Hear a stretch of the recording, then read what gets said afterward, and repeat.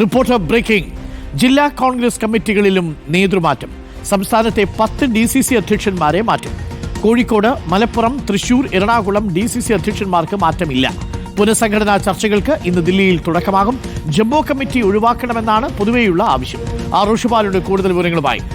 ഷിപാൽ, നിലവിൽ 14 ജില്ലാ കമ്മിറ്റികളിൽ 4 ജില്ലാ കമ്മിറ്റികൾ ഒഴികെ 10 ജില്ലാ കമ്മിറ്റികളിലും അഴിച്ചുപണി ഉണ്ടാകുമെന്നാണ് നമുക്കിപ്പോൾ കിട്ടിയിരിക്കുന്ന വിവരം, അല്ലേ ഋഷി? ഡോക്ടർ അരുൺകുമാർ, KPCCക്ക് പുതിയ നേതൃത്വം അവർ ചുമതലയേറ്റെടുത്തതിന് പിന്നാലെ തന്നെ പുനഃസംഘടന അതിവേഗത്തിൽ പൂർത്തിയാക്കുക എന്ന ലക്ഷ്യത്തിലേക്ക് അവർ നീങ്ങുന്നു. ഇന്ന് ദില്ലിയിൽ ചേരുന്ന നേതൃയോഗത്തിൽ പ്രധാന ചർച്ചയും സംസ്ഥാന കോൺഗ്രസിലെ പുനഃസംഘടനയാണ്. അനൗദ്യോഗികമായുള്ള കൂടിക്കാഴ്ചകളും ആലോചനകളും ആരെയൊക്കെ ചുമതലകൾ ഏൽപ്പിക്കണം എന്നതിനെക്കുറിച്ചുള്ള ആലോചനകൾ മുതിർന്ന നേതാക്കളുമായി ഇന്നലെ തന്നെ തുടങ്ങിക്കഴിഞ്ഞു.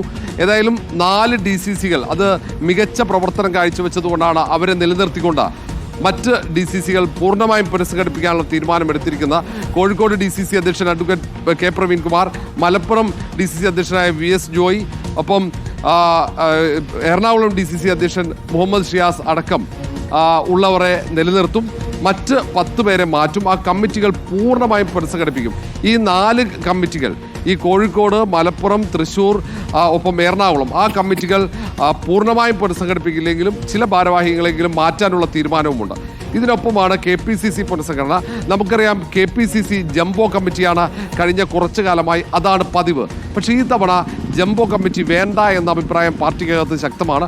കാരണം യോഗം പോലും കൃത്യമായി വിളിച്ചു ചേർക്കാൻ പറ്റുന്നില്ല. മാത്രവുമല്ല, പലരും ഈ ചുമതലകൾ അതൊരു അലങ്കാരമായി കാണുന്നു, കൃത്യമായി പ്രവർത്തന രംഗത്ത് ഉണ്ടാകുന്നില്ല. അതുകൊണ്ട് ഭാരവാഹികളുടെ എണ്ണം പരിമിതപ്പെടുത്തണമെന്ന അഭിപ്രായം ശക്തമാണ്. ഈ കാര്യമടക്കം ആലോചിക്കും. ഈ കാര്യത്തിൽ ഹൈക്കമാൻഡ് നിലപാട് നിർണായകമാണ്. ഒന്ന്, നിയമസഭാ തദ്ദേശ തെരഞ്ഞെടുപ്പൊക്കെ ഉള്ളതുകൊണ്ട് കൂടുതൽ ഭാരവാഹികൾ ഉണ്ടാകുന്നതാണ് ഉചിതം എന്ന അഭിപ്രായമുണ്ട്. കാരണം കൂടുതൽ ഇടങ്ങളിൽ ചുമതല നൽകാനടക്കം ഭാരവാഹികൾ വേണം. കഴിഞ്ഞ K സുധാകരൻ്റെ കമ്മിറ്റിയിൽ സെക്രട്ടറിമാരെ നിയമിക്കാൻ സാധിച്ചിരുന്നില്ല. ഭിന്നതകൾ കാരണം കൂടിയാലോചനകൾ കൃത്യമായി നടക്കാത്തതുകൊണ്ട് കമ്മിറ്റി പൂർണ്ണമായിരുന്നില്ല. ജനറൽ സെക്രട്ടറിമാരെ മാത്രമേ നിയമിക്കാൻ കഴിഞ്ഞിരുന്നുള്ളൂ. മാത്രവുമല്ല, ട്രഷറർ ഏതാണ്ട് 2-2.5 വർഷക്കാലം ഉണ്ടായിരുന്നില്ല. ഈ തവണ അങ്ങനെ ആയിരിക്കില്ല. വൈസ് പ്രസിഡന്റുമാരും ജനറൽ സെക്രട്ടറിമാരും ട്രഷറും സെക്രട്ടറിമാരും അടങ്ങുന്ന കമ്മിറ്റി അതിവേഗത്തിൽ തന്നെ അത് ഫോം ചെയ്യും. അത് വളരെ പെട്ടെന്ന് ആ കമ്മിറ്റി അവർക്ക് ചുമതലകൾ നൽകി അവരെ ഫീൽഡിലേക്ക് അയക്കാനുള്ള തീരുമാനമാണ് കോൺഗ്രസ് ഹൈക്കമാൻഡിലുള്ളത്. അതുകൊണ്ട് ഇന്നത്തെ ചർച്ചയ്ക്ക് വളരെ പ്രാധാന്യമുണ്ട്. ഏതായാലും 2 ആഴ്ചക്കകം തന്നെ കമ്മിറ്റി പ്രഖ്യാപിക്കണം എന്നതാണ് കോൺഗ്രസ് ഹൈക്കമാൻഡ് ലക്ഷ്യമിടുന്നത്. അരുൺകുമാർ. Okay, thank U.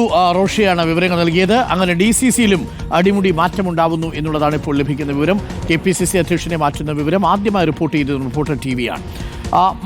മാറാതെ തരമില്ലല്ലോ. ഈ തെരഞ്ഞെടുപ്പിന് മുൻപ് സമഗ്രമായിട്ടുള്ള അഴിച്ചുപണി താഴെ തട്ട് മുതൽ മുകൾ തട്ട് വരെ ഉണ്ടാവണം എന്നുള്ളതാണ്. പാർട്ടിക്കൊക്കെ അത് പുതിയൊരു ആവേശമായി തീരുകയും ചെയ്യും. ഇക്കുറി കൂടി അധികാരത്തിലെത്തിയില്ലെങ്കിൽ പിന്നെ പാർട്ടിയുടെ അവസ്ഥ എന്താകും എന്നുള്ളതിനെക്കുറിച്ച് ഒരുപാട് നേതാക്കൾക്ക് ആശങ്കയുണ്ട്.